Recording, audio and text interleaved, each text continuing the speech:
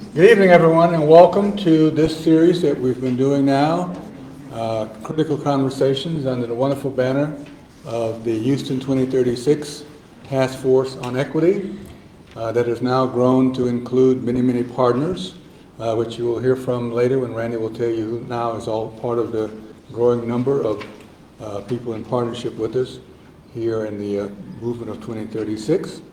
Let me also say that we're thankful to our host, University of St. Thomas, who is also one of the members of the Partnership of 2036. And of course, the kind of founding place where this landed because of me and some other people in the beginning, in the first iteration of actually Houston 2036, the Houston Public Library, in 2016 when we first used the term Houston 2036. So it was glad to have everyone here. Those of you who may know how we got to this evening, we had a wonderful conference, a symposium, actually here in this room in January, that kind of kick off this year's presentations of the 2036 movement. We are focusing on four issues: the social, economic, and political realities of our lives, and the spiritual. The four components, the four pillars, the four pillars of the stool that we all live with and we resonate with every day of our lives: social, economic, political, and spiritual. That affects, informs, and leads and guides us in our personal lives, our professional lives, and our public lives, which we have all three. So we thought that we would do a series that allows the question of equity to be understood and raised in the context of those four areas. And equity is the driving thing that we're talking about in this whole series. Why equity? Because we figured out a long time ago that equity is the way to get things done, the vehicle and mechanism to have the kind of society that we all want, to understand how all human beings should have and be available to have the same equity in their lives. We've also been talking about very clearly that the road to equity is through empathy. The road to equity is through empathy. And the way we get there, to have a more empathetic heart, is through relationships. Relationships built, nurtured, and maintained on mutual trust and respect, because nothing happens without trust. Let me say it again. Nothing happens without trust. And in the void of those relationships, where human beings don't know each other, are not in contact with each other, that even may live in the greatest city in the United States, Houston, the most diverse city in America, and still don't know each other. We may be the most diverse city, we're also the most siloed city, the most gated community, the most separate communities around. Something fell, whatever that was. Microphone. I need that mic. Thank you. Put it back right here. I got it. Okay, it works. Thank you. And so we're looking at how relationships in connection with other human beings helps and inform us as humanitarians. It touches our humanity. It touches our empathy. It touches our compassion. Close contact and proximity of developing those relationships are so important. And in the void, we see what happens all around us when people are not in relationships with each other.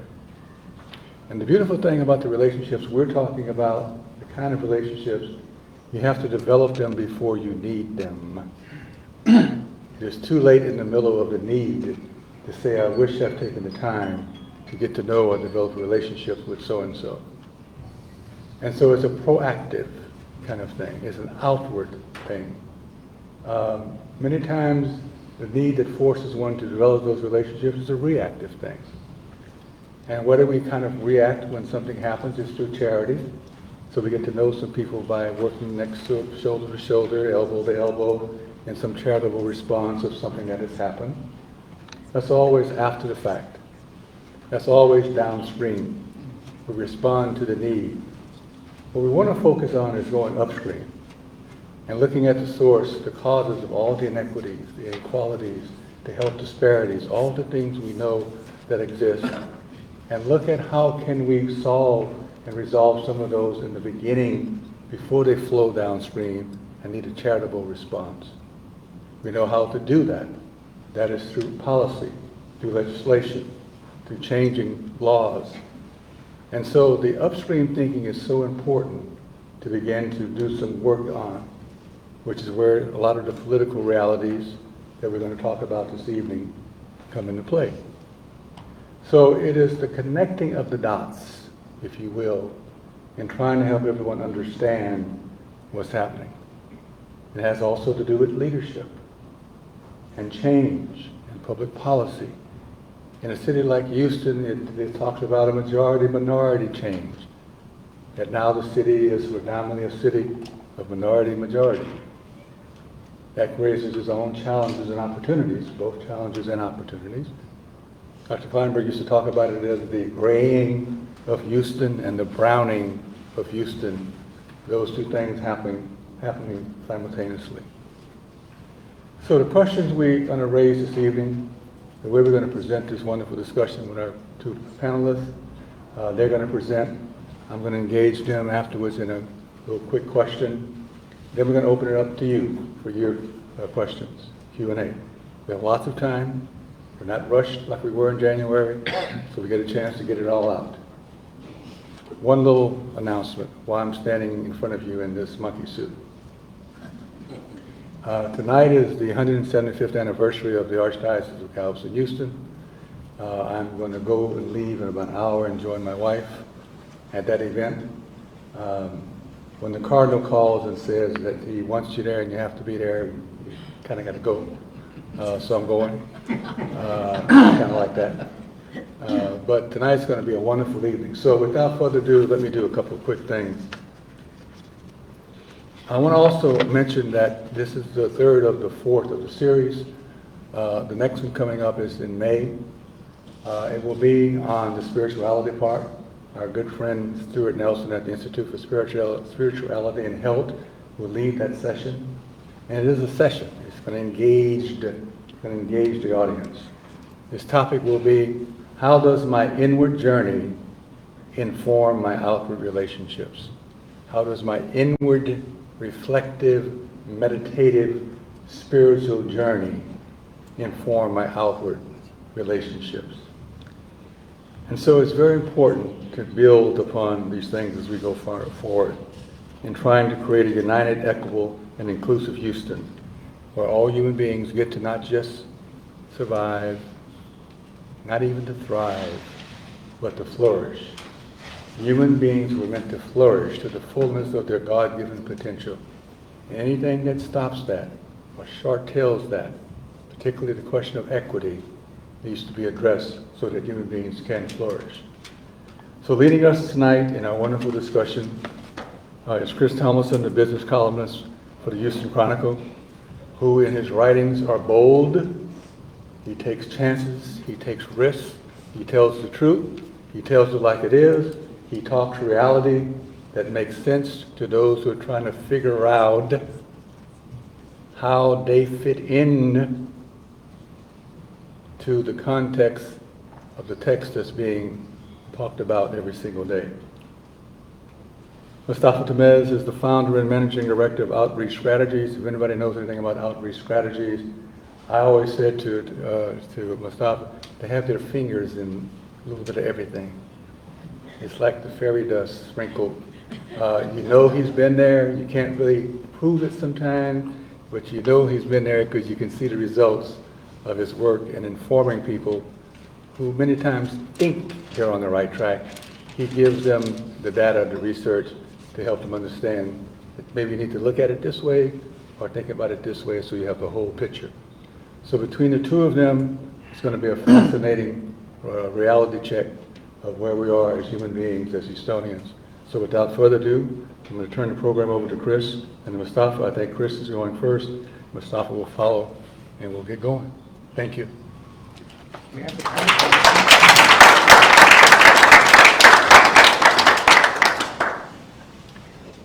Okay. Okay, so the folks who were here in January would understand if I'm a little gun-shy going first again.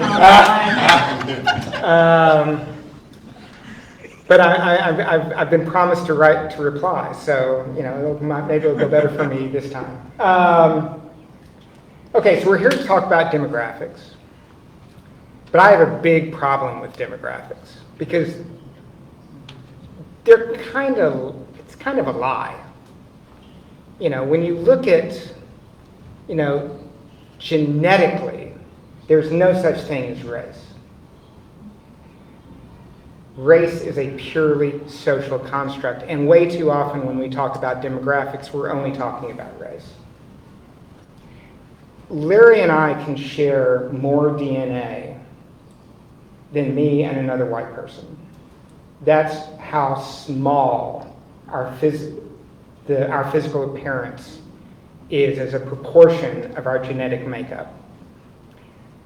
So we have to kind of start there and say that this idea of demographics, this idea of race, it's all kind of a lie. And I wrote about this in a recent newsletter. I write a newsletter in addition to my column twice a week. Because I'm speaking for free, I have to put in a plug. As Tom Winston's take, you can sign up for it on the Houston Chronicle website. But I was writing about how I've had the good fortune of living in 8 other countries. I've visited 60, I've reported from 30. I was a foreign correspondent for 20 years. And you learn when you go to every corner of the planet, as I've been fortunate to do, that there are geeks and there are athletes and there are freaks and there are weirdos. Whatever high school label you remember using to describe your friends, they exist in every community with every different shade of color. It's not, our humanity is what we have in common. Our physical appearance means very little. On the other hand, we're also fighting years of evolution as a culture. And when you look, when we were competing for resources, when we were looking for that fresh water, we were looking for a place, high ground to sleep on, we were looking for sources of food, and we were protecting our families and our tribes, and we were, a people that, hunters and gatherers, either on the savannah or in the jungle or in the forest. We had real competition for things. And if we wanted to survive, if we wanted our family to survive, we had to compete. And we developed a sense of us and them. This is our tribe. We've got to defend our blueberry patch and our source of cold water, and we know where the rabbits are around here to spear, and we need to defend that against any interlopers that come along and try to take our land from us. And it's interesting because you can see it even today when you study racism. In a fascinating experience, they took white men from Alabama who professed to be racist and and put them in a functional MRI machine. And they showed them images of all kinds of people. And they could see the amygdala, the fight or flight mechanism, the most primitive part of their brain, going nuts whenever they saw an image. And this was all uncontrollable. This was not that they were doing this instinctively. They had no control over it. It was happening. And then they did the same thing with soccer hooligans in England. And they took a bunch of white guys who were Tottenham supporters and a bunch of white guys who were Manchester United supporters and Wrexham and Chelsea, especially Chelsea. And they put them in the fMRI machine, and they showed them images of people dressed in the opposing team's jerseys. And their brains acted exactly the same as the Alabama racists. Exactly the same. biologically, each group had learned to hate and fear and want to fight another group. And it makes perfect sense, because if you were in the forests of Europe, you all look the same. The next tribe over looks like you. The tribe on the other side of them looks like you. That's why we had little feathers in our caps to figure out who was the folks with the red feathers, the folks with the blue feathers. That's how we could tell each other apart. When I was covering the genocide in Rwanda, the Hutus who were massacring the Tutsis had to rely on government ID cards to tell the difference, to make sure they were committing genocide against the right group, because they can't tell the difference just on outward appearance. They had been taught to hate to the point that they were committing genocide, and they were taught that there was a tribal difference, but it was really invisible to see. And I bring this up because this is what's happening with demographics in America today. They change. Who's in, who's out changes over time. And of course, the classic story is the story of the Irish, right, in the 19th century. They were the out group. They were considered lessers. My grandfather, who was a Klansman, was very, very clear. My father used to call him an all-purpose bigot because he hated anyone who wasn't Anglo, Protestant, from some sort of line they could trace back to England. If you were from Spain, you were not white enough. If you were German, you were not white enough. Ben Franklin famously did not consider Germans to be white. It changes. And that's going to be a very important part of our conversation, because even today, when you go down and you look at the census data in the Valley, people who 10 years ago identified themselves as non-white Hispanics now count themselves as white Hispanics. People change their idea of who they are. We change our ideas about who is in the in-group and who is in the out-group. So just keep all that in mind as we talk about demographics and where we're headed. Ethnicity is a lie. It's something we invented so that we could tell the difference between us and others. Politicians are very good at using ethnicity and physical differences to separate, divide, and rally their people. But it is learned. It's not programmed in us. We do not automatically believe that someone is our enemy just because of how they look. That's not instinctive. We have to be taught who to hate and who to fear and who to compete with. So I'm just going to end it there. Thank you.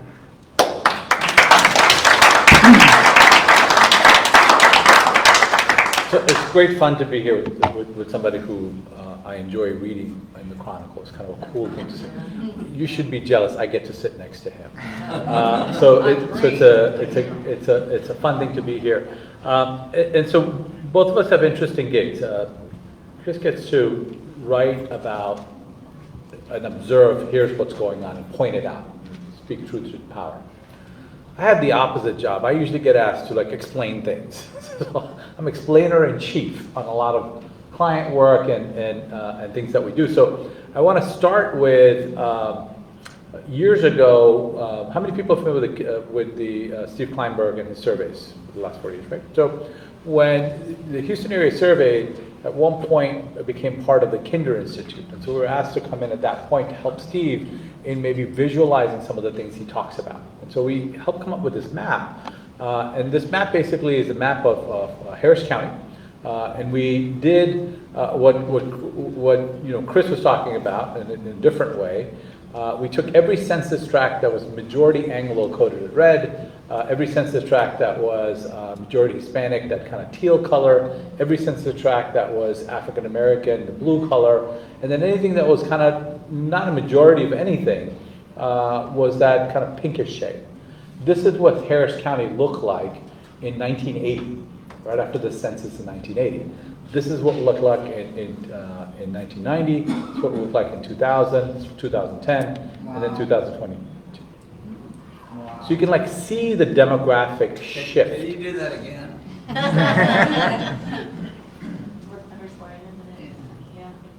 Right? So you see the demographic shift, right? And so for many of us that have lived here for years and decades, right, we've actually seen it in the neighborhoods. We've seen things change over time, right? And the largest section that kind of has grown is that multicultural. More of us live with each other today than we've ever had in similar neighborhoods, right? You saw the big growth on the Hispanic community. Right now, if you go to Houston ISD, 51% of the kids are Latino. Are what? Hispanics, 51%. 92% of the kids, 92% are minority, Asian, Black, or Hispanic. 92%. So if you look at, the state became a majority minority state in 2004. So decades and decades ago. So some people thought that when it would change demographically, when it became majority minority, somehow politics would change. It didn't. Right? I mean, that's kind of what Chris was talking about. So the thing to remember in this, as I said, Texas became a majority minority state in 2004. By 2044, the U.S. will look like Texas, and particularly more like Houston, as Dr. Kleinberg talks about, right? And as I mentioned, majority of the kids in the HISD, 51% are Hispanic, so you can see that trajectory, right? By 2065, Asian Americans will outplace as first generation Hispanics in the United States. Meaning, there'll be more Asian Americans that are, immigrants than Hispanics in America. So just when Latino community feels like they've arrived, Asians are going, no, it's our turn. And the reason why that's important to understand is what Chris was saying, right? It used to be the Irish. Then it was, trying to remember my litany, it was the Irish, it was the Italians, so this country has evolved from the beginning. Post 1965, it became global. It wasn't just Europe because we lifted the ban on Chinese, right? And then when we did that inevitably opened up the world. And so we are a nation of immigrants formed for religious freedom. That's who we were, that's who we are, and that's what we'll continue to be. If you erect the wall now, as Dr. Kleinberg says, and don't allow anybody in, this is already done. The fastest growing minority group, is people with two ethnicities, right? So our identity continues to evolve and change. So let me talk about this. Could you speak into the microphone? Oh, I'm sorry. I'm having trouble hearing. I'll hold it. How's that? Thank you. All right, good. So we continue to evolve and change. But the thing to remember is if you're trying to understand the angst in our country and across the world. So this demographic shift is not just happening in the United States, it's happening in Europe. It's happening in Europe. The migration is coming from Africa because because of climate change, because of farmlands is turning into sand and dust.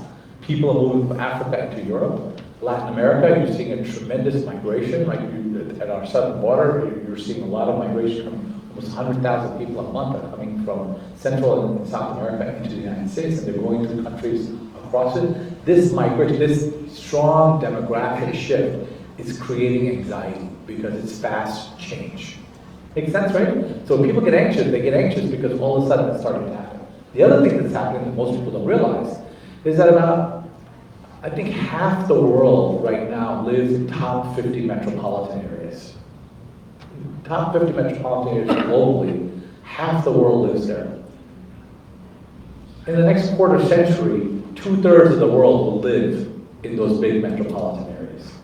That means that social capital, political capital, financial capital, cultural capital is moving into these dense urban areas across the world, which again creates anxiety. My kids went for college, they never came back. And when they went there, they changed. They don't think I'm all that impressive anymore. Right? And so whatever they went to, however they got educated, wherever they're living is bad. Because it's sucking the life out of where I am. Creates that anxiety, right? So this fast demographic shift, both in migration globally and nationally, but even within our countries, the rural parts are becoming smaller and smaller as a percent of the population. The urban parts are growing rapidly. So that, to keep that in mind, right? There is anxiety because of fast demographic shift, both in ethnicity, but also migration of where people are living within their own countries. One. Two, globalization, right? A big part. So if you look up in the Appalachian Mountain from here, all the way going up to Pennsylvania, a lot of that Rust Belt, whatever you want to call it, was the hub for manufacturing. And those jobs didn't get taken over, they didn't go overseas as much as we talk about, they didn't get taken over by minorities as much as we talk about, they just got automated. There were just less and less of those jobs. And so we know that, and because of that, there's been real stride in some of these areas that were flourishing with very little education. People could still make a living and do well, and you're not anymore because so much of automation. That's something that I think we all understand and talk about. The part that we don't talk about, everybody remember Y2K? Oh yeah, you remember Y2K, right? We all thought, or many people thought, that at the turn of the century, somehow all our computer systems would just go flat. Because the computer system didn't know how to do add a 2 in front of it. Right? So we hired every programmer on the planet, trained programmers left and right, to redesign and change our computer systems. Nothing happened when the turn of the century, right? Nothing happened. But those programmers didn't go home, right? They started automating ERP system, which is an inventory system. They started developing software that really started to change the way we work in the white-collar industry. So for example, when I first got into the professional life, I remember going to a law firm to meet a very senior partner, and he had 2 secretaries sitting in front of his office, right? And I'm guessing one of them probably took dictation, the other one probably did legal research. If you go to any big firm now, and you go to the biggest partner, he shares an assistant with 5 other partners. So all those secretarial positions, gone. Right? A lot of the people that used to be supervisors and managers of inventory, that you walked to Walmart, you walked to any of those places, your job was to make sure that your staff was counting accurately as to what was on the shelves. Those jobs, gone. Right? Because the ERP system, as soon as somebody buys it, it gets checked out, people know, it gets ordered, it shows up. Those jobs. So most of the kind of the white-collar, low-skill jobs completely got eliminated. And so again, coming back to that anxiety, before, if you had a high school diploma or thereabouts, and you were reasonably intelligent, you could make an okay living even in a white-collar job as an office clerk or a supervisor. Not anymore. So yes, the blue-collar job, that market shifted. We don't talk about how many of the white-collar jobs just shifted. Makes sense, right? So what happened was those middle-income jobs where you could do okay are gone. There's bottom-level jobs and high-end jobs where you can make a lot of money or you make no money. And that's what we are left with in our economy. We've hollowed out the middle because of technology and automation and all of those wonderful things that, we suck the productivity out of each of us every single day because we're working all the time now. Right? If you're in a white collar, you're working all the time because you were attached to this thing. And as such, you don't need an assistant, you don't need, all those things are gone. So, one, fast demographic shift, creating anxiety, right? Change in our economy, dramatic change in our economy in the last 20 years, creating a lot of anxiety. So now you've got 2 things that are driving very big anxieties. Along comes our phones. In 2007, iPhone was invented. And when iPhone got invented, one of the things that happened was that social media just took off because the first time you had a device attached to you, it's part of an appendage to your body. And so for social media and for any kind of technology, the addiction comes because it's right here. We can find anything and stuff. And all of a sudden, we started talking to each other and building these online communities. Kind of what Chris was saying, right? We create tribalism, and the tribalism started to be created online. So if you were, part of a Facebook group, you liked things, and people that you liked, they're the ones that were sharing things. And the phone made the communication really emotional. And I think there's an understanding of that, right? Because like when we were growing up, we read a newspaper and we heard about the news from somewhere around the world, and it was an article. Maybe a picture, but most of the time it was text. So you read, oh, something happened in this part of the world, far away from me, and the person describing it was someone, not like Chris, who's a columnist, but a reporter who said, here's what happened as a factual basis, right? That was it, but you couldn't get emotional about it. You could be sad about it, but it was, now, something happens around the world, a video gets uploaded into somebody's Facebook feed, and we see it right away. And it gives us both visual and, a music or tone or language, and it appeals to our emotion and it creates that anxiety, like, oh my God, did you just see what happened? So add this fast demographic shift, right?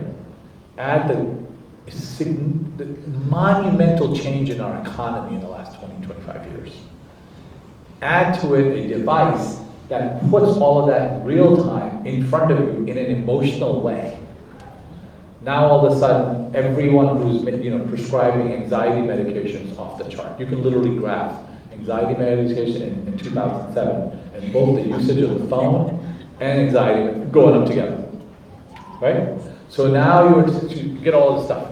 So a lot of times people ask me, why are these dictators and authoritarians taking over the world? Every country seems to be electing them. Why is that happening? Not just here, but around the world. Why is that happening? You know why it's happening? When people are edgy and nervous and scared, they listen to the loudest voice. So if I say, fire, run that way, you don't go, is it fire? No, you just go run that way, right? So when people are anxious and they feel, I don't know where the world is headed. I don't know what's going on. I don't know if my kids are coming back. You start listening to the loudest voices, right? You start listening to people that speak with authority and knowledge. And all of a sudden, right and wrong becomes very clear because you just follow. And so that's where we are. So if you're trying to understand, like, why are we electing these people and all of a sudden they're taking over the world, every country? That's why. Make sense? Right? This is kind of the demographic shifts, the migrations that are happening across the world, from rural to urban. All of these changes in our economy. And so the good news is we kind of understand it. The bad news is about to get worse. Let one more thing on and I'll get off the stage. If we thought the disruption to economy was manufacturing, right, and these white-collar jobs, the largest industry that employs people, one of the largest, is transportation. And you know what we're doing right now? We're creating autonomous vehicles. I'm not getting in one. Yeah. Good. No.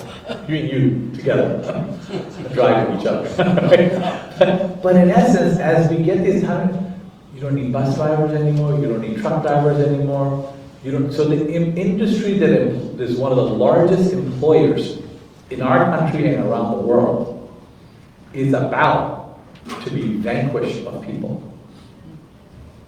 Right? Because it'll happen in clean sweep. It won't happen slowly. It'll just happen. Meaning that if Walmart changes its trucking to autonomous fleet, then every other major distributor will have to follow suit because they won't be able to compete without it. Uber's business model, represented over years, Uber's business model is not to make profit until there's autonomous vehicles. Right? Could you repeat that? I missed the end of the sentence going down. Oh, sorry. Uber's business model is that they can't make money until they have autonomous vehicles. Because when you have autonomous vehicles and you don't have to pay the driver, it becomes really profitable. Up until that point, you're paying the driver and you're sharing the revenue from the thing, it's very hard to make it profitable. So they're basically living on the stock valuation. So just think about that, right? Lots of people going in this gig economy that doesn't pay benefits, doesn't pay, some kind of a future, and all of a sudden, it's going to go away. Last thing I'll show you. This is something that's really cool. I was at some place and I said, more people probably live in Kingwood, Clear Lake, West Houston than inside the loop. And someone said, nah, that's just dumb stuff, but that's not true. So I had my staff person actually do the calculation. And so if you look at our city of Houston, about 21%, 22% live inside the loop, right? Between the loop and Beltway 8, about 54% of Houstonians live there. And then outside the Beltway, 24% of the people live outside the Beltway, which is Kingwood, Clear Lake, and West Side. Right? So Donna and I were talking, she was saying, oh my God, traffic on the West Side is crazy. Center of population is the West Side now. The reason why that's important for us to understand is that we inside the loop that make a lot of decisions about the city's urban core inside where all the decision makers live, have a certain view of Houston where we want to go, right? Like we see Houston as walkable city, mass transit, a lot of those type of things that a futuristic city that looks like a lot of urban cores around the country. Well, less than a quarter of us live inside the loop, right? More people live, twice as many people live between 610 and Beltway 8. And more people live in Kingwood, Clear Lake, and West Side than inside the loop. So when you have elections and people talk about the urban core, it starts to affect that process. The urban core hasn't grown as much as the outer loops have. Population has shifted. And it's important to understand that because you're going to see in this election a lot of talk about crime, right? And you're going to see pushback from progressives like us, right? But we have to understand, where do the votes come from and where do people actually live? I don't think, has anybody seen a map like this before? Neither did I. I was kind of pissy after, like, Kiss and I, we go out and speak in places and sometimes people yell at us and we take it personally and we make somebody else do the calculation. That's what I did. And I was like, I was right. But I shared this with you as kind of like to level set our conversations as we move forward, right? Equity, diversity, inclusion, all are kind of like words that are important in our culture and our environment and the things we're talking about. They mean completely different to different people based on where they live and who they are and how they see their identity. For one person's inclusion is other person's scarcity going, that means more for your kids and less for my kids. And we have to start thinking about it that way on both sides in order to have a conversation that brings Americans, Texans, Houstonians together, rather than pits one against the other. And this is a hard thing to do as human beings. We are much better at fighting for resources that we believe belong to us than sharing our toys with others. It was like that in kindergarten, and it's like that when they're grown-ups, sitting in commissioner's court, sitting in Boston legislature, or in the governor's mansion. So good luck. No. I am glad to be here with you and look forward to the conversation.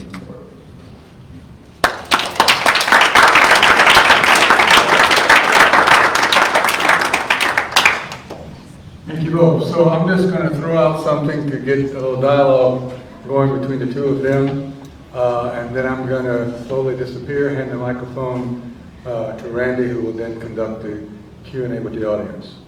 So, all of what you both just said.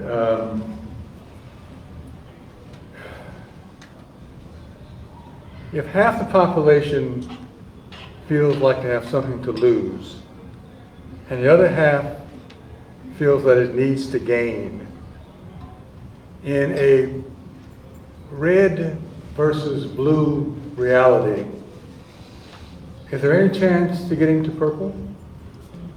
That's happening. one of the phrases that I hear, and it comes from people who I think are, in their hearts and soul, good people. They give money to charity. They help those that they can help. The phrase is, but Larry, you don't understand, those are not my children. What? Those are not my children. There is a total disconnect, and Matt probably says it better in some ways, between those that we're trying to engage in a conversation and dialogue about we're all in this together, that equity is important, that these school kids in the inner loop, in the urban area, are our future workforce. They need your help, they need your support. Ruth Turley Lopez at the Kinder has this great statistic that she says, the gap between the need and the wants of the students to achieve what they need to, where they need to go and get to is $20,000 per student. $20,000 per student. Per year? Yeah. It was 5,000 back when. We didn't do it then, so we're still fighting not to do it. It doesn't matter if the state takes over HIC or HID is on its own. The equity question is still there. Without the equity funding, you'll never get where you're trying to go. So that's one, and it goes on and on from there. So my question is this: go back to that gentleman for a moment. When I engage in dialogue and conversation with him, what he says very clearly, and this is where I think we have failed as a society, we have failed as a people, we've given him and people like him no reason to care. We haven't made the case and connection for them to give them a reason to care. And so part of that seems to me is on us. But in that reality that I just kind of alluded to, where do we go with this? Where is there, optimism, hope? Yeah, that ain't gonna get us there. Hope without action is nothing. What do we do? Whoever. Look, I think we are doing things, right? I know you always say that. Yeah. But let me just say one thing. You got 2 words. Let me just say one thing. And that's true. And we can give examples. I can give the pace is too slow. Those who are in need and who are suffering, the pace for how many years now has been too slow. Go. Excuse me, Martin Luther King said that to Lyndon B. Johnson right before he signed the Civil Rights Act. Johnson wanted him to go slower. We keep telling people we've got to go slower. I like AOC, she's got it right. The heck with that, we need to go full speed ahead. So for the record, I'm not saying go slow. I would say this though. There's a young lady, my niece, who just wrote a book on climate change, and the title of the book is Climate Optimism. And she's 23 of the book, right? And the reason why she framed it that way was to say that if we talk about it in a very dire straits, we're not actually pulling people into the conversation, people are just shutting down. So I've got to show you, while I'm building urgency, I've got to show you progress is being made so that there's a path for more progress, rather than it's coming to an end, it's almost too late, if we don't do something, it'll be, because that then people shut down, they're like, oh, that after I'm dead, who cares? It's intractable. Right? So there is I think that we all have to become better, rather than pushing information out, we have to start pulling people into the conversation. And it's not an easy task, because there's so much crazy out there. You're like, oh, I'm putting that crazy in, right? So there's a difference between the extreme than the people that are on the center left or the center right. And we've got to pull people closer to that center. And the people you end up pulling closer to the center are kind of in the neighborhood, but they still feel like if I get to where you are, I might lose something, so maybe I'll just keep staying here, right? And we've got to create optimism. And Steve Kleinberg is not just a friend, but he's kind of a mentor to me in many ways. And he taught me this, that you have to build the inevitability. this has happened. And when people feel like it's inevitable, they're more likely to come towards it than if they think they can do something to change it. Right? And so I think that there's a lot of work that has to be done in being gracious with the people you disagree with, calling them out, never shying away from the fight, but being a little more gracious about pulling them into the conversation. I just want to echo both those points because I agree with Mustafa on both. In my job, I get a lot of email, as you might imagine. And when I first started, some of it was really vicious. I mean, the vitriol, it was so. I knew I was gonna catch heat, but I didn't quite realize how badly it was gonna go. And then I realized they want me out of the conversation.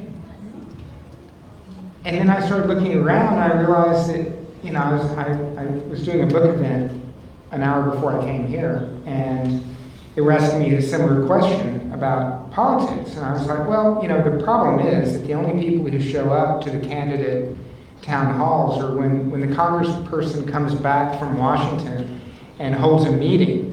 The only people who show up for those public meetings are people on the extremes. They're either the very, very progressive or the very, very conservative. The busy middle income parent with 2 kids and elderly parents who need to be taken care of, and they might be working 1.5 jobs to make ends meet. They're not showing up for these politicians. A lot of them aren't even showing up to vote because the politicians are making politics sound so awful. Why would I want to get involved in that? Talk to anyone trying to recruit candidates right now, and they will tell you that they can't get quality people to run for office because it's become so toxic. And the toxicity drives the center out. All we're left is with the extremes. And then we're shocked when those extremists start drawing, I'm going to bring it up again, they start districting themselves and picking their voters to make sure that they get reelected over and over again. So, yes, we need to somehow challenge the toxic voices, whether it's right, left, center, right or left, not center. We like center. We need to challenge the toxic voices. We need to hold them accountable for their toxicity. We need to call them out for what they're doing, which is trying to chase people away, and build and work on building a politic that is more inclusive and more wants people to vote. Because that's obviously the problem in Texas. People don't vote, and they don't vote because they don't like us. They don't like politicians. They don't like people who talk about politics. They want nothing to do with politics. So the center isn't getting involved. And it's really tough to find that right balance between holding people accountable for the crazy things they say and do, while at the same time trying to give them a pathway towards center. I remember I was at a book event for my first book, Tomlinson Hill, which is about the myth of the good slaveholder. And this woman who is from the community where my family's plantation was came to the event. And she was probably mid-40s, maybe late 50s, early 50s. And she said to me, I really liked your book. I've got a 14-year-old daughter. And she hangs out with a lot of black people, and that really bothers me. I know it's wrong, but I'm working on it. And that's why I'm here to talk to you. That's why I read your book. That's why I want to hear you speak. It's because I'm working on it. I want to do better. I want to be better. And it was all about being gracious and open and allowing that person to start that journey that she felt comfortable coming up and telling me about it. And I think we do need more of that. I wonder, a little quick survey.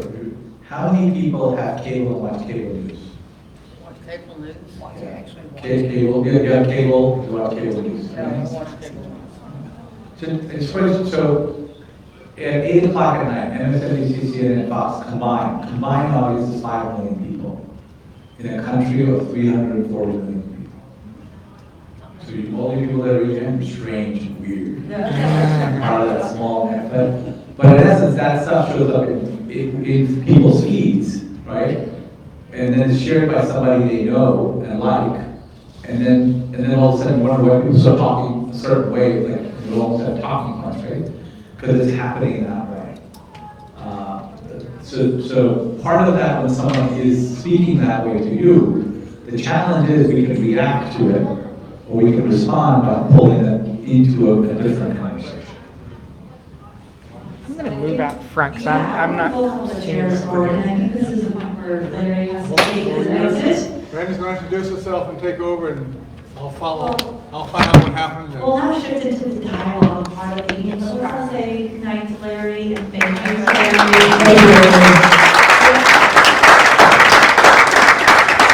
Larry serves as the inspiration for Houston 2036, and right, that's what brings us together to explore these topics. And I think tonight we're much better on track of having more time to dig into and to explore these issues. And I appreciate how you each framed it and created this environment for us to go deeper into it. I'm Randy Sunshine. I helped to found Houston 2036 together with Larry, and this is the type of programming and activity we bring into the community and try to incubate equity projects and dialogue. So now that we can shift to this part of the conversation, I think probably with the amount of time we have, because we always try to be really mindful of the schedule that we do, we'll probably use a way of kind of harvesting questions. So what I'll ask is for everybody to, I'll kind of start this way and sweep through the room. And if there's something on your mind you heard, you're like, wow, that really grips me, or I want to hear more about that, or I think that point should be pressed on a little bit more.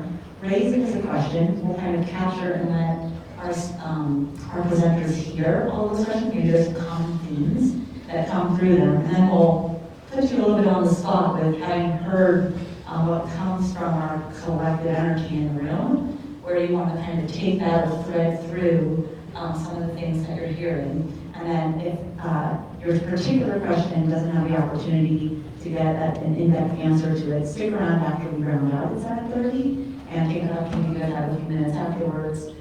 We can get a chance to explore and go more deeply. So sound like a plan? Okay, excellent. So I'll start on this side of the room, because I'm closer, and just offer the mic as you have a question or a comment or a point to press in, but keep it with some brevity so that everyone has the opportunity to get out what they want to share. Thanks, Randy.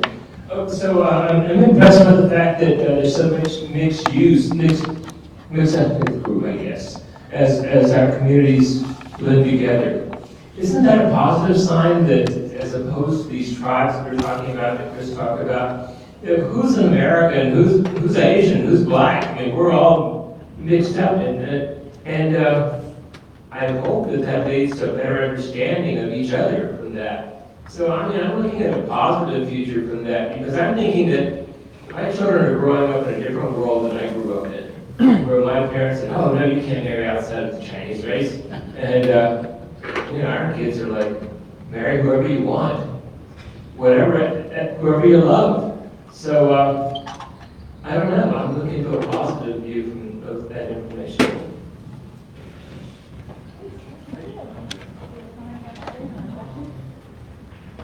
Just something that I've been thinking about, I don't know if there's a question, is... Stand up. Oh, hi. Something I've been, I guess, reflecting on since you were discussing it was some of jobs displaced by technology. And I'm just thinking about how that's happened throughout history and what's different about it now. I don't know that it is different. I mean, it's obviously different, it's a different time, but I hear that a lot, like, oh, self-driving cars are going to get people out of work, and, this new technology is going to get people out of work, and that new technology is going to get people out of work, but I guess what you were reflecting on was more the types of jobs rather than unemployment, because unemployment rates rise and fall, related and unrelated to technology. You're not obligated to ask a question, just want to give a chance. So something I've been thinking about a lot is, do affinity groups help with inclusion or promote tribalism?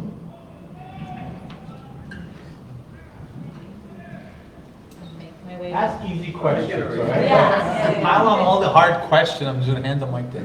I didn't hear an answer to that Alan, question. and now Lisa. So Larry referred to the people who say, those aren't my children, and that's a problem. My concern, and we talked about maybe turning red and blue to purple, my deeper concern is with the people who are hateful, who are afraid of being replaced, and therefore won't even have a conversation of any kind, and I don't know how to reach them at all. And yet we need to, because there's so many of them.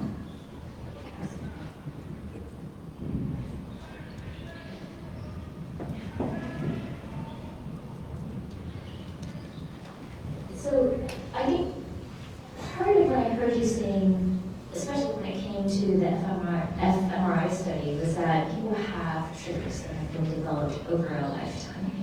And I think about that a lot, and I wonder, how can we get people to start thinking about what those triggers are before we ever talk about policy? So my personal example is that I have a very dysfunctional relationship or perception of achievement and success and things like that, because I'm an Asian immigrant and my parents said you have to go to college or you'll be homeless, right? Not only that, you have to go to you have to go to an elite college or you'll be homeless. So I always have this anxiety around achievement. And so before I ever start thinking about educational policy, I have to deal with my own personal dysfunctions. Otherwise, that's going to color how I perceive various proposed educational policies. But it took me a while to get there and to realize this. And I wonder, how do we start getting people to think about those things in their lives that color the way they look at policy, that have turned into triggers, so that once we get to the part where we're actually talking about policy, we can have productive conversation. Just not a rhetorical question. So, with regard to demographics, I would like to see more information about outcomes for persons with disabilities. Basically, the employment opportunities are fewer, attrition rates when trying to get a degree are greater, and health outcomes tend to be poorer. So I think especially in a big city like Houston, it would be very important to have more information about outcomes for persons with disabilities, particularly when we're talking about diversity, equity and inclusion, because disability is part of that. On a lighter note, I liked Chris's examples of football. Well, actually, you said soccer hooligans, but they're actually football hooligans. And that Arsenal fans were not mentioned in that respect, which is very accurate. Thank you. Well, I lived in Africa, so I'm of course an Arsenal fan. I guess my question was, how do we speed up the pace of educational funding, especially for the choir? I've been thinking about, I guess, the health of Larry and the whole 2036 thing, and I'm thinking, how can I be kind of like a sacrificial lamb, either go to Washington or go to the border and or take on some of the politicians and the medias and the people within the political jargon, especially as we've been gathering and doing presentations and we're supposed to be the choir. I'm trying to figure out how do we do action in community and how does someone like myself at 47 create, or where do I have to go, who do I have to challenge, or how do I take a message and then and go throw it out there, it's kind of like being a person that's here, you gotta take on some people that are up here. I did one more question on this side. Hi, I've been wrestling with the idea of diversity, inclusion, and equity, particularly here in Houston. I think there's always been, or constantly been refrains on how diverse Houston is. But I think we kind of are looking at some of these good words and not really understanding, well, what does it mean to be diverse but also inclusive? And we look at this, the similarity index, and it's a measure of segregation, so that tells us how diverse we are. But there's the isolation index that determines how often we interact with people of other races or ethnic groups. When we bring that into play, that's really what raises and elevates how inclusive we are. So I think what you mentioned before in some of the commentaries, moving beyond understanding how diverse we are, but how purposeful are we in our interaction with other people. And that means in our normal day-to-day. And if we find ourselves regulated and staying within our 2 1-mile radius of our jobs and our offices, it's quite likely that we don't interact meaningfully with other people. So how do we get beyond some of those behaviors so we can get into some real inclusive activity on a normal behavior that we can end up in policy spaces? This is a rich series of questions. Are you guys breathing and you're hearing these come through? I'm trying to figure out, I'm trying to remember all of them as we come through. You want to pause some of this answer? Or just Yeah, I think that's a great idea. I want to pause and hearing what you're hearing, right? The tone of it, even just the reflections that are in it. What sits with you?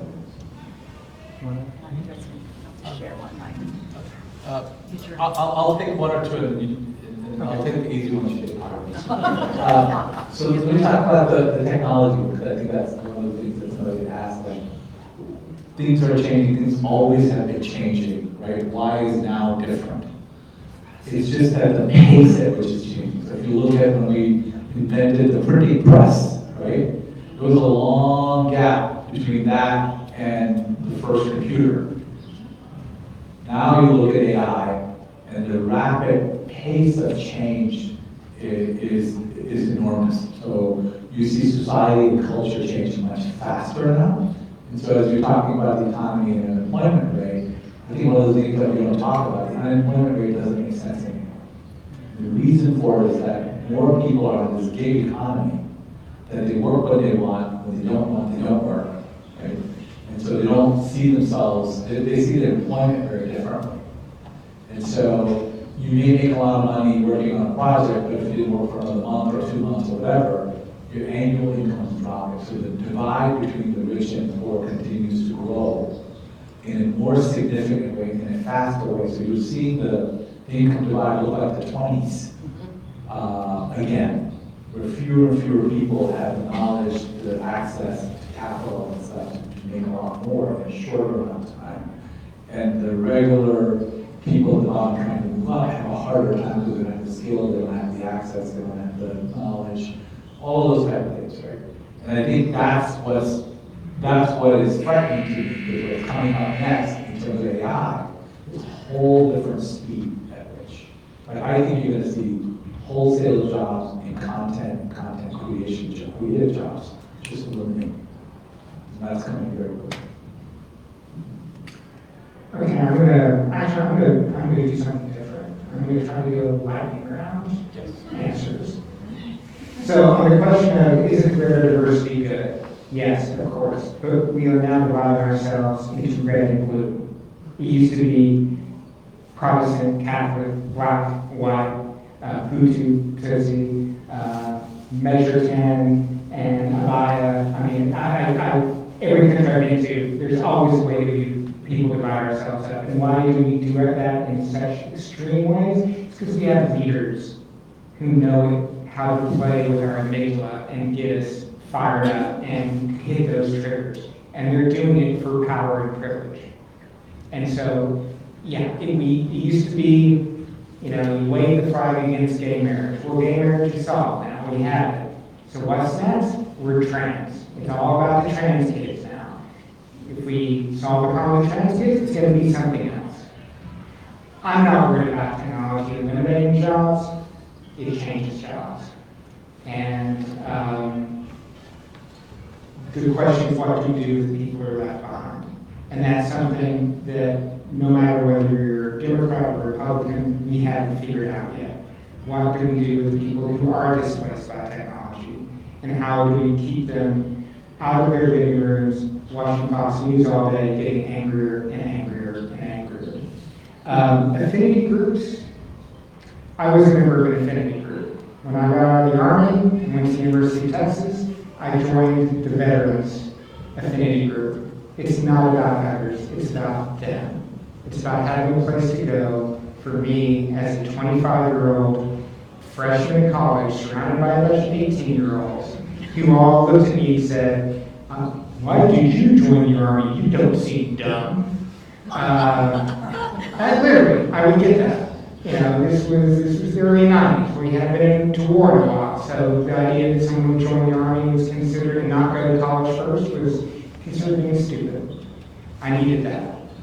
If you're an African American, you're Latino, you're LGBTQ, and you're in a workplace where there's all these folks who are not like you and don't really understand your culture and where you're coming from, the affinity group gives you a safe place where you can feel at home and maybe get some advice.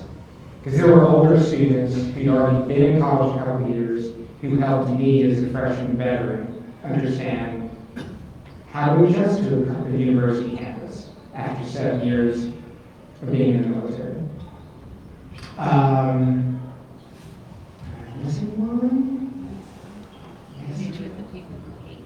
sorry. The people, you're always going to be people who are going to. I mean, there's not, you just have to make it socially unacceptable. You know, we did it, and we've done it. We did it. We did it with the Klan in the 20s. You know, 1928, 100,000 Klansmen are marching to downtown Dallas for Klan Day at the State Fair, and 3 years later, you can't find anyone who's a member of the Klan. You can't, society can make those radical changes. We've done it in the past, we'll do it again.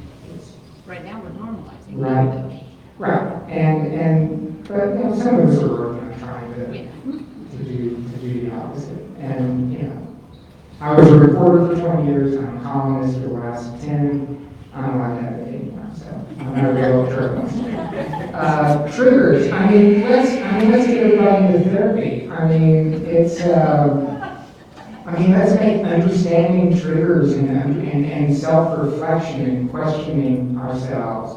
You know, as a foreign correspondent, I had to do that every day. For my job is, am I projecting my white American gaze on these pygmies in the Azure forest? You know, and how am I going to describe it? How am I going to talk to them? I need to think about who I am, where it's coming from. And that is such a radical idea that most humans still don't do it. And I would love to see us teach that, is to question our perceptions. DEI is DEIA, right? I mean, accessibility, you have to add that to DEI. And, you know, the federal government does. And, you know, just consider yourself lucky that, you know, the folks who are passing the anti-DEI legislation aren't slapping the hay on the end of it yet. What do those letters mean? Diversity, equity, and inclusion. And so any effort to promote diversity, promote equity, and promote inclusion is now considered a bugaboo for conservatives. And so they're passing laws. The A is accessibility, which you're right, is far too often not left, not discussed, and left out of the conversation. And don't be against something, be for it. Don't be against a politician, be for another politician. Join an organization that is promoting your ideas. It's not about being against, it's about being for. You will be happier and you will accomplish a lot more if you do that. And the primary question was, how do we speed up the pace of educational funding, which is what I think Larry stood up. That's kind of... We join campaigns and we elect people who will speed up education. There's no shortcut. you win elections. It's so damn hard. And we want to go to court, we want to get a judge, and make a judgment and say, oh, you're doing it all wrong, you gotta fix it. No, you have to win elections. Do the hard work. Gordon had a question about children of mixed race in terms of growth. So if the fastest growing population often says the Asian American in Texas is actually kids of mixed race. And so I think that in Texas, I don't have that time frame, but I think the children of two parents from mixed race has the Asian American number if it hasn't already. And that I think is happening very quickly. Will it ever occur that we all look alike, and so that's, we're going to have all these issues? Oh, we'll still, I mean, I worked in Somalia. Everyone does look alike. They share the same language, the same religion. You know, and they're the most homogenous nation. And they still fight. And they don't just fight. And they just don't divide themselves by clan. They divide themselves by, and not even by sub-clan. They divide themselves by sub-clan. Basically, cousinhood is how they divide themselves up. That's not going to be. Because it's all about rejecting leaders who divide us and overcoming that fear.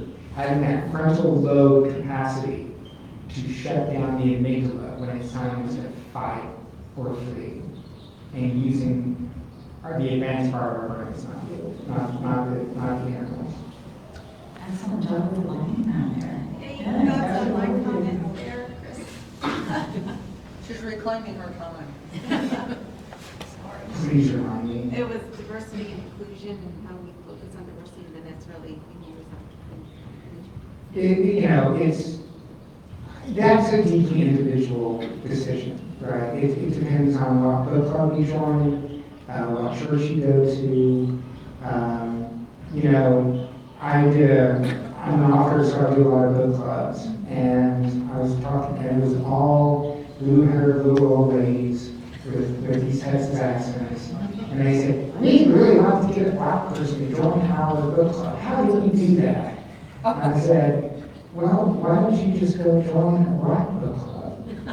And it was like, oh, it was like it blew their minds, right? I mean, the idea that they would be the one to go out and be the minority in the room.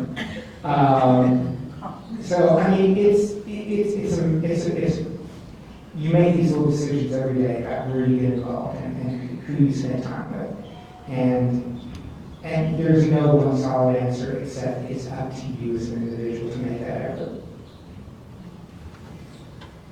And then maybe tell me, I will pass the mic through this side and just be mindful that they're starting to run down. grab the mic and ask a question.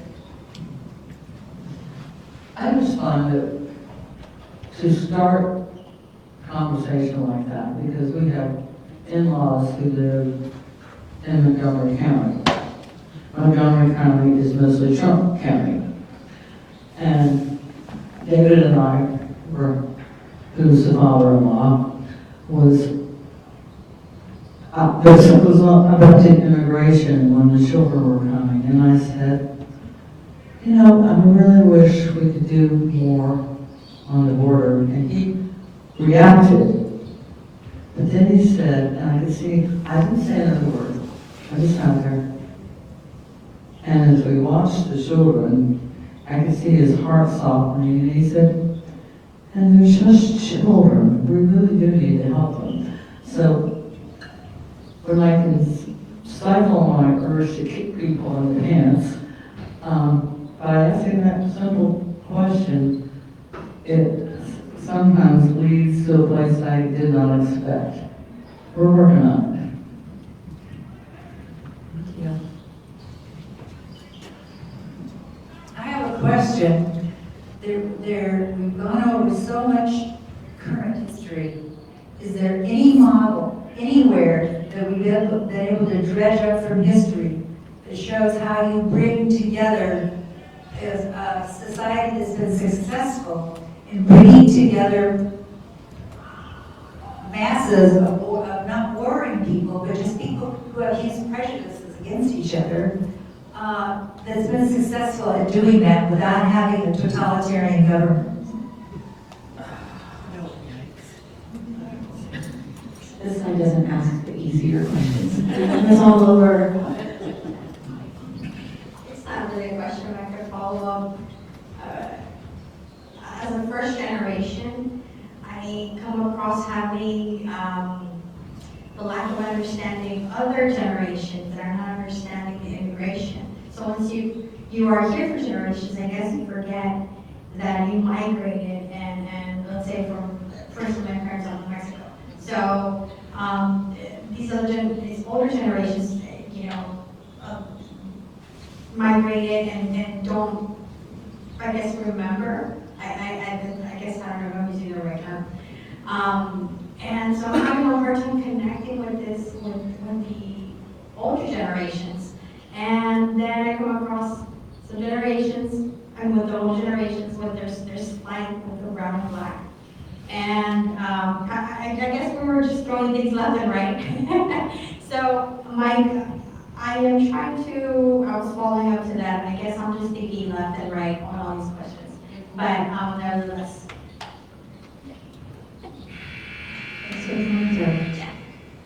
Last call on this side? Do you guys want to respond or kind of reflect on these notes?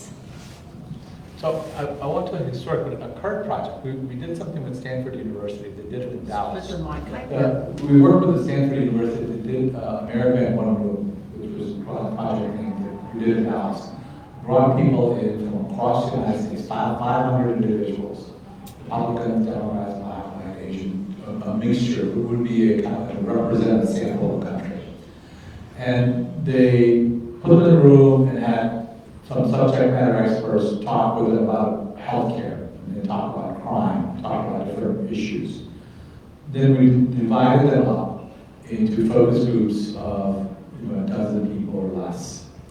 And what we found was that people actually moved from one position to another once they started talking with each other.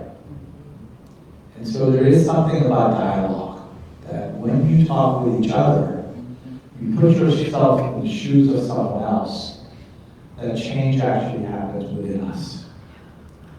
And that process, historically, has been a very important one. And culturally, we as a country, what Chris talked about, clients are walking in Dallas, they're walking in downtown Washington, D.C. And within, a few years, a few decades, that became, you couldn't say that anymore. And so the word politically correct was the fact that you might think of something, but you can't say it. I think it's a good thing, by the way. You should be able to say everything that's coming to you right. And we will go back to that time. I'm not that worried about it. I think we have to go through some angst before we get there. But we'll get back to that time where there are certain things you can't say. And we need to get back there sooner rather than later. So my answer to your question is the European Union. Look at the wars that were fought in Europe, and now look at them. And if you look at how they went from, the 30 Years' War, the revolts of the 1840s, all these horrible wars, World War I, World War II, and now you have, the Schengen Agreement where there are no borders. You can drive all the way across Europe without seeing a checkpoint.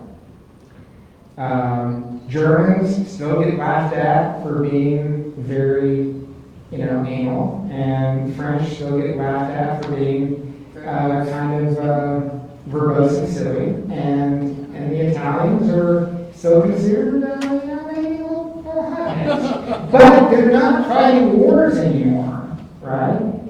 And, I recently said I really live for the day that Americans would vote for an Angela Merkel.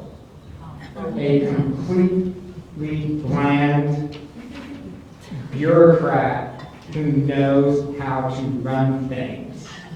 We're no longer voting for warrior kings.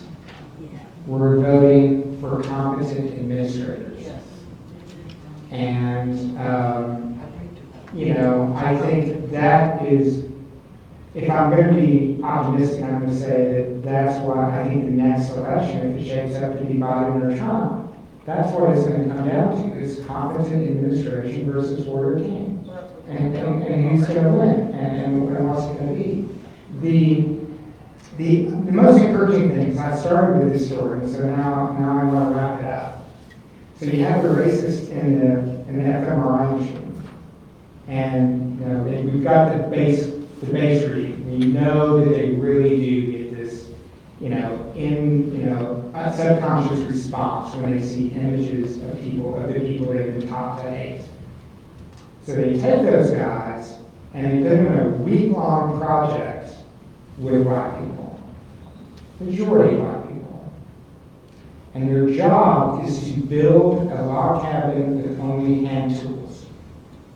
No machines, no rotary saws, it was going to be hand saws, there's no crane, they've got to lift the logs up themselves. It's hard work. And they've got a week to do it. And they bleed, and they cuss, and they bang their fingers, and they fall asleep at night exhausted, wake up the next morning, go to work again. And at the end of the week, the racist said, I don't feel the same way about black people that I did before. And they put them in the functional MRI machines. And it's gone. They show them the images, and the amygdala is not responding the way it was. And my first book, Thomas Hill, was about the two sides of my family and the legacy of my family's slave plantation.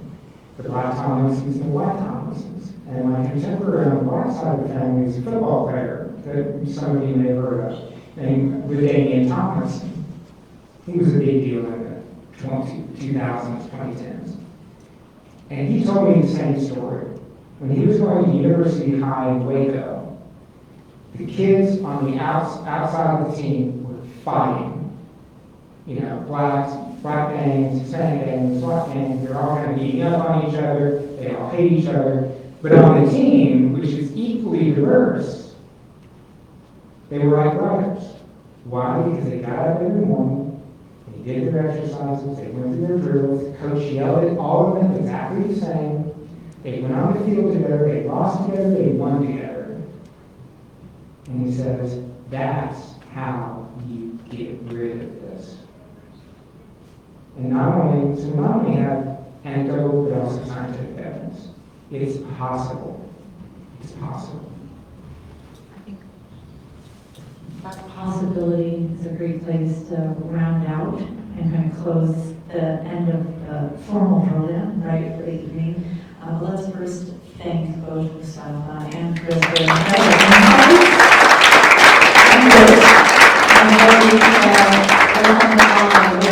it was important for us as we crafted what the evening would look like to have the opportunity to not only elicit the expertise and the experiences you guys have, but also to hear from the voices of those of us that, for all the reasons we chose to come tonight, made our way into the room. So we invite you, as you're heading out and as we close, please do be in touch with Houston 2036. Look on the website, reach out to us so that you're on our distribution list for upcoming events. And on your way through, please feel free to grab like refreshments on the way out, or come chat together with Mustafa. Quick question, thank you. You said in May, I believe, is one on spirituality? Yes. Or the date? So it's going to be May 25th, and Stuart Nelson was here for a little while. He's actually going to be the presenter for that evening. Stuart is president for the Institute for Spirituality and Health at the Texas Medical Center, and we'll be speaking to the topics that are being highlighted about the internal process of reflection manifests in relationships in ways that we show up to be connected to each other or disconnected with each other too. Is it here also? That's a different location and I don't know it yet, so technically I'll be sure to get the logistics of it covered. thank you for taking your time to spend the evening with us on this. And again, thank you again to Chris and to Ms. Tomlin. Where is that?